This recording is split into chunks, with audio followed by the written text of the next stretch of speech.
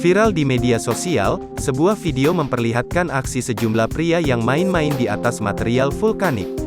Peristiwa itu terjadi di kawasan lereng Merapi.